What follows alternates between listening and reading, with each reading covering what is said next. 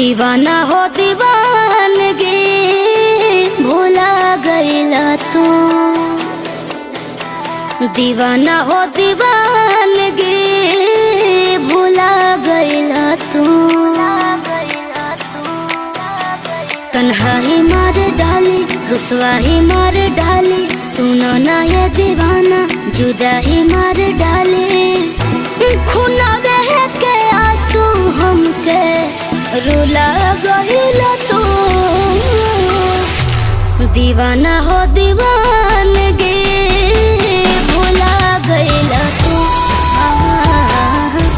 दीवाना हो दीवानगी भूला गईला तू।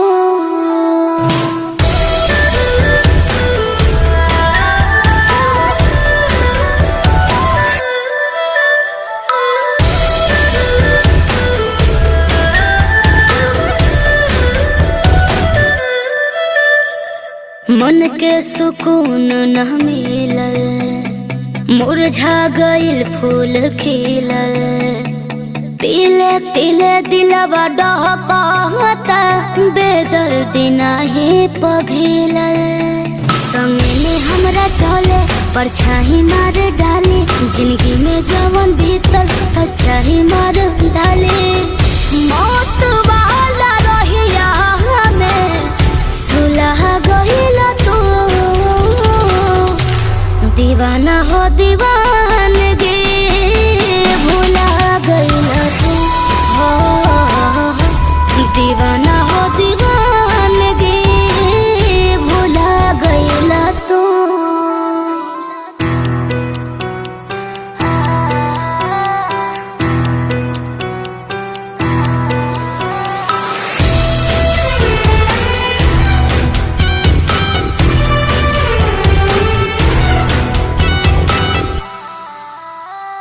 अचके में छोड़ला तू बहिया, बंद भइल सब रहिया। तहरो मोहब्बत से खेले कोई बेवफा बुझाई हो तहिया। शिल्पी के तो हर बतिया हर जाही मार डाले, खुदा के अब लागे खुदाए मार डाले। प्रेम वाला बंधन से बीजे खुला गइला तू। दीवाना हो दीवानगी भूला गइला तू। दीवाना हो दीवानगी भूला गइला तू।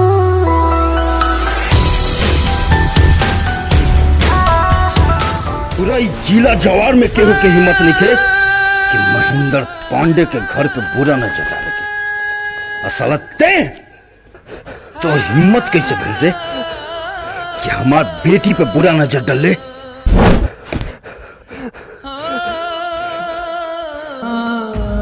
तोहरा औकात का बारे? मैं औकात के काबत तो मालिक हम तो प्यार कर ले रहे। बोल रहे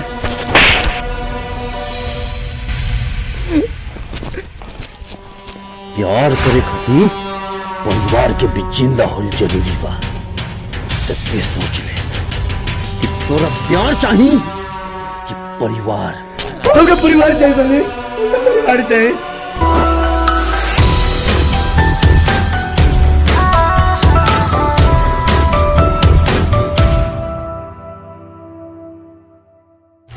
दीवाना हो दीवान